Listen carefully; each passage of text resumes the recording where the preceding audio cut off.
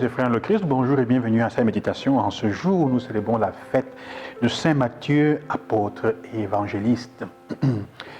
Le texte de l'Évangile, en effet, nous propose la fête de l'appel de Matthieu, l'histoire de l'appel de Matthieu. Il y a quelques années, je suivais un groupe de jeunes chrétiens que j'accompagnais, qui un jour m'ont invité à une fête de réveillon, à une fête où étaient présents une bonne moitié, la plus grande moitié de leurs amis qui n'étaient pas chrétiens, croyants. Beaucoup se définissaient athées, même s'ils avaient été baptisés chrétiens. Je suis arrivé et j'ai rencontré des personnes avec qui on a commencé à échanger, un en particulier avec qui on discutait et qui était très en colère contre l'Église et qui disait « je me suis séparé parce qu'il y a ça, il y a ça ». Mais c'était toute une série de mauvaises choses qu'il avait vues, de mauvais comportements qu'il avait eus. Et même des choses pour lesquelles on l'avait éloigné.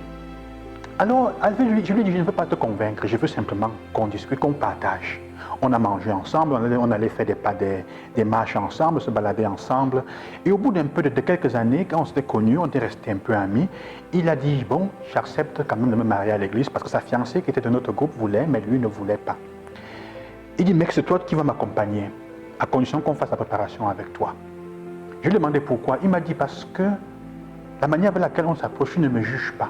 Tu ne juges pas ce que je fais. Tu m'accompagnes et tu fais même ce que nous faisons. Tu manges avec nous, tu ne t'éloignes pas. Alors, j'ai appris une chose, c'est qu'aujourd'hui, il est marié à l'église avec sa femme, il va à l'église, même s'il n'est pas revenu comme chrétien, mais l'Esprit du Seigneur fait le reste, j'en suis convaincu.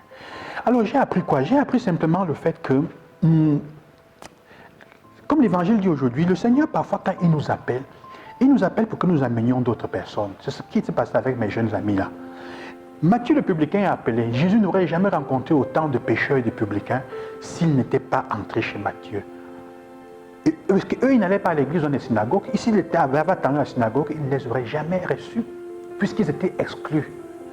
C'est la première chose qu'il nous enseigne. Jésus, quand il nous appelle, c'est pourquoi Jésus nous appelle tous comme fils, comme filles, prêtres, religieux, religieuses, chrétiens. D'abord, pourquoi? Pour que nous soyons assis, pour que nous tissions des relations avec ceux qui ne sont pas là. C'est ça annoncer l'évangile. Pour que nous tissions des relations, que nous fassions des relations dans le quotidien. C'est pour ça qu'on dit Jésus vit en passant, il le vit.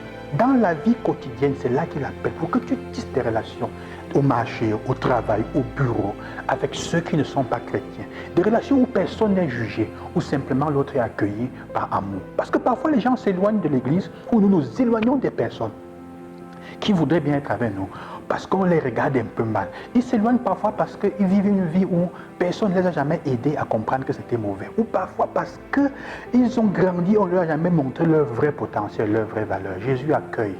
La deuxième chose, c'est l'attitude des pharisiens. Il dit, je ne suis pas venu appeler les bien portants pour les biens, pour les saints, ou plutôt je suis venu pour les pécheurs, en fait. Je suis venu pour les pécheurs. Contre l'attitude des pharisiens, qui sont des pécheurs qui pensent être sortis du péché et qui dénigrent les autres.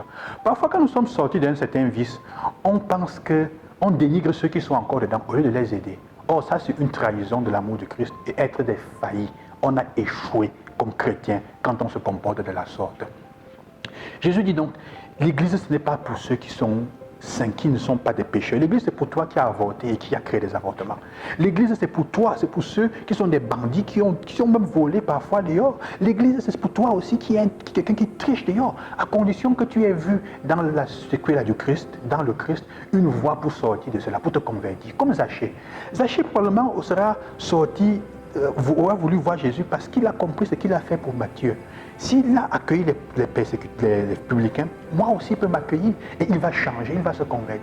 Même pour toi qui as des tendances homosexuelles, l'Église c'est aussi pour toi. Je le dis en connaissance de cause. Vous pensez que Jésus aujourd'hui n'accueillerait pas ces personnes-là qui ont ces problèmes-là, vous pensez qu'il ne le ferait pas? Alors, frères et sœurs, le Seigneur aujourd'hui nous invite à cela, que nous retournions vers lui, sachions que nous trouver ensemble comme chrétiens est une bonne chose à partager, que nous ouvrions notre cœur et que mon cheminement fait du bien à l'autre, comme l'autre aussi son cheminement fait du bien à moi, parce que ça nous permet de rencontrer le Seigneur à tous les niveaux. Que l'appel de Matthieu aujourd'hui nous aide à comprendre cela, que Dieu t'appelle comme tu es. Parfois on s'éloigne parce qu'on n'a pas eu quelqu'un qui nous dit combien on nous aime. Dieu dit qu'il t'aime comme tu es et il te veut. Et il veut que tu sois un témoignage pour les autres que tu rencontres. Bonne journée frères et sœurs, que le Seigneur vous bénisse, qu'il vous accompagne et loué soit Jésus-Christ.